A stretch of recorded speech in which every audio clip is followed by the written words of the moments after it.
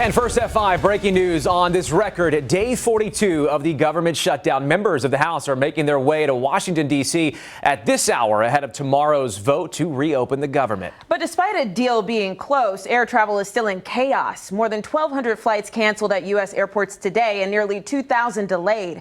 Transportation Secretary and former Wisconsin Congressman Sean Duffy back in the state today.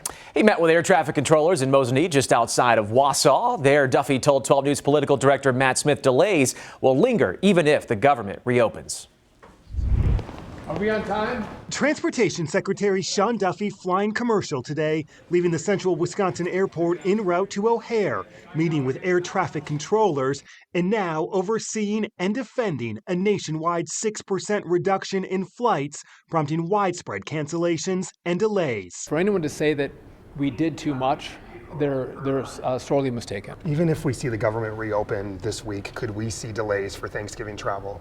So it depends on, are we going to have air traffic controllers come into work? President Trump, in a social media post Monday, said controllers who call in sick during the shutdown should essentially be punished. Duffy, the former Wisconsin congressman, with us today. Secretary, for air traffic controllers who have called in sick for whatever the reason during the shutdown, should they be punished? Well, I think what we have to realize is we have some controllers who are put in a very difficult position. They were confronted with a real problem.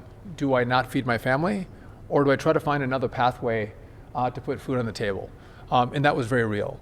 And I'm cognizant of that. I don't want to be unfair to people. On the flip side, the president yesterday said we are going to reward the controllers that actually came to work, that had no missed scheduled days of work, a $10,000 bonus. He put it out. I couldn't agree with him more. We should reward them. Should they be docked, as the president said? Well, so the way this bill, I believe, is going to work is they won't be docked, they'll be paid. Duffy now on day 42 of the historic shutdown with a dire warning and an urgent message for Congress. If you thought this weekend was bad with delays and cancellations, truly this Thursday and Friday, I think you would have seen mass, double, triple the number of cancellations. With that, tonight Duffy says he is urging House Republicans to pass the deal that just passed the Senate and to do so quickly. In central Wisconsin, just outside of Wausau, I'm Matt Smith, WISN 12 News.